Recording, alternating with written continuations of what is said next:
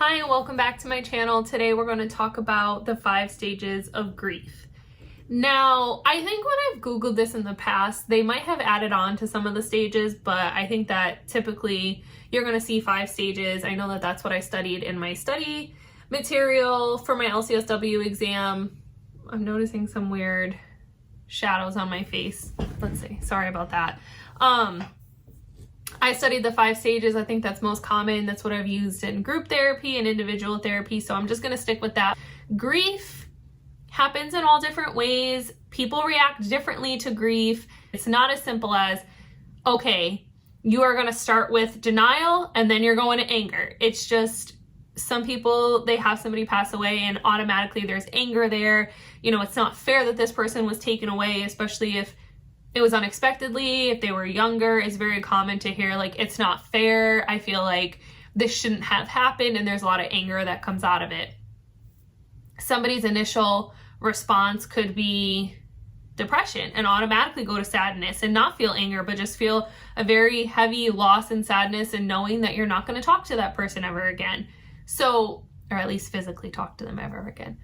But the point I'm getting at is everyone has a different reaction, and we can't say you're supposed to have this reaction or this is the right way to react. You have the right to react in the way that feels the most comfortable to you. The way that it's remembered is usually denial coming first. So somebody passes away and there's kind of this moment of shock, like this couldn't have happened or this couldn't be real. And a lot of times that happens when it was unexpected. Like if somebody passes away in a car accident and you go to bed one night saying goodbye to that person, and then in the next morning you hear the news and it's like, I don't believe it. Like my body can't process it or my mind can't process it. The denial is very common because you're hearing this information that just never crossed your mind. It never crossed your mind that potentially somebody was going to be gone and you were never going to see them again. So there's denial. Like I said, there's anger. So anger obviously is feeling upset about the situation. Sometimes it's because people feel like they have no control over it. Like once somebody is gone, that's it. They're gone. You can't change it. You can't do anything about it, and there's this anger for the loss of control. It could be the anger that I talked about where you just feel like it's not fair. I often have clients who will say like, it just doesn't feel fair. They were a person that was still had so much life in them, like it just got taken away. Or sometimes there's anger because there's things that were left unsaid and maybe it feels like this opportunity was taken away from you to ever fix things. So there's a lot of reasons why somebody would feel angry, but it is definitely normal to feel angry and have it be a part of your grieving process. The next one is bargaining. And this is kind of like, how do I explain this? If somebody, for example, if somebody passed away and it's like, oh, I would do anything to just have them come back for a day, or I'll be a better person if I could talk to them again, or like some type of, I haven't fully accepted this and I want to find a way to take control over it. So I feel like if I can bargain somehow, I can make this come back to me. Also in the stages of bargaining, or in the stage of bargaining, there's this intense feeling of, I would do anything to get them back. So our mind goes to almost like, what if? Like, what if scenarios? What if I had done this? Would they still be here? Or if only I could do this, maybe they would be here. Or I don't know, like some type of, it seems like if I could do this, maybe it would make it better. Or if I could do this, maybe my life will go back to normal just for one day or one moment before that loss happened. So there's a bargaining stage. And just like I said, not everybody goes in a certain order. Not everybody has to experience every stage. So I've had people who have said like, I don't feel like I really was bargaining. I also didn't feel in denial. I just felt like it happened. Maybe they knew it was happening. Like maybe it was a grandparent or a great-grandparent that was older. They knew it was a natural part of life, and they knew that it was coming, so there wasn't so much denial or bargaining, but just automatic sadness that maybe then turned into anger or whatever the case may be. But it also doesn't have to be every step. Okay. Then we have depression. This is obviously the sadness part of it. It's recognizing that that person is no longer physically in your life. Now, depending on cultural factors and spiritual factors, you might still feel connected to the person. So I don't want to make an assumption that everybody feels like this person is gone forever. They might not feel that way. It might feel like that this person is physically not walking next to me on earth, but that doesn't mean that I'm not connected to them. So regardless of however you look at that part of it, there is still this sadness towards the loss. I wish that this person was still on earth experiencing this with me. I wish that I could call them again and have one more conversation. I wish that when a big life experience happens, like I wish that this person was here to see this moment. You know, sometimes if somebody gets married, has a child, graduates from high school, college, buys their first home, like any of those big moments where it's like, wow, I really wish that I can call up this person, or I wish that they'd be here to experience this for me. And it just, obviously it brings a sadness. Okay, the last stage is acceptance. Again, not necessarily in that order, but eventually people come to a place, or the hope is that people come to a place where they accept it. After they have processed through the sadness, after they have processed through the anger, the denial, the everything, you get to a place where you start to feel accepted. You understand that life continues to move on. You can continue to have a relationship or talk to this person, include them in your life, find ways to grieve them.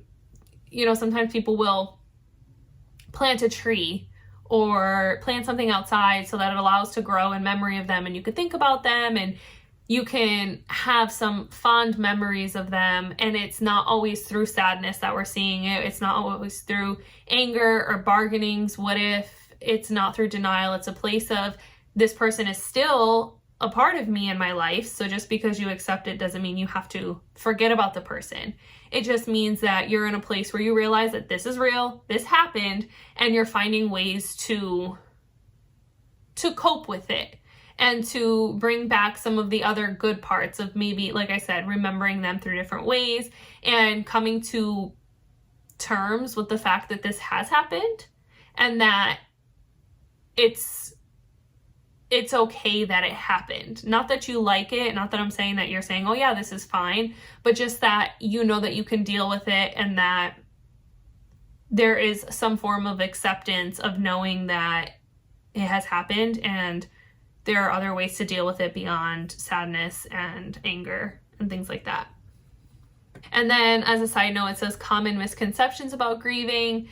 And it says a lot of people think they're doing it wrong, that sometimes people think that there's only one way to grieve. So I actually have an example of this. In my family, we had somebody who had passed away, and the two brothers took it differently or responded to it differently. So one brother found it very hard to have pictures in the house because it was almost like a daily reminder of that sadness that this person is no longer here. Whereas the other brother put a lot of pictures around almost to say, I want to continue to have this person present in my life every day because she is no longer here physically.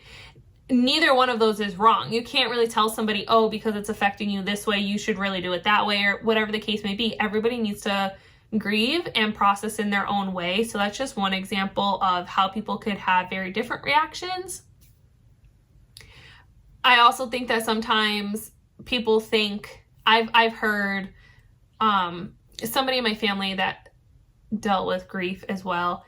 He would say, you know, well, it's been 3 months, like I have to get over it. It didn't just happen, but 3 months isn't that long. And it is normal to still be somewhat in the process. Maybe you're not as sad, or you're not as much in denial and things like that. And maybe you're getting better, but still, it takes time. And when you think about it, the first year is hard regardless, because you go through different holidays, right? It's like the first time that person's birthday comes up, or if you celebrate Thanksgiving, Christmas, things like that, that could be hard that person's not there. I'm gonna leave it at that. If you have any specific like questions or things you want me to go more in depth with, please feel free to reach out, put it in a comment. I have no issue elaborating, but I think basically just as a generalized concept, those are the 5 stages and what they mean. If you are somebody who has experienced a loss recently, it is okay no matter what you're feeling, whether it's the sadness, the anger, denial, shock, whatever. It's okay to feel it. And if you feel like you are struggling a lot and you need somebody to talk to, don't hesitate to reach out to your local therapist or mental health agency. Sometimes there are groups, like there are grieving groups where people who have lost can get together in a group and talk about their experience and kind of normalize some of these things. And sometimes people want individual therapy, just a one-on-one moment. No matter what you want, it's okay. But if you feel like you need something, please do yourself a favor and reach out and get some help. It doesn't hurt to get help. Or if you feel like you don't have the resources to get a therapist, because sometimes people will say like everything is very expensive or there's long wait lists, go to somebody that you trust. Talk to somebody who you feel like you can at least let it out to, so that you can open that conversation and start processing your feelings. Other than that, I'm gonna end it here. Thank you for watching another video. I hope that these are helpful. I'm going to continue to upload every Friday so that we can stay consistent. And also I want to cover a lot of different topics because I think there's so much that comes with mental health.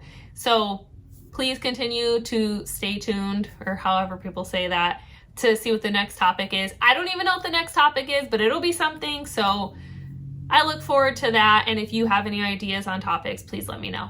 All right. Thank you.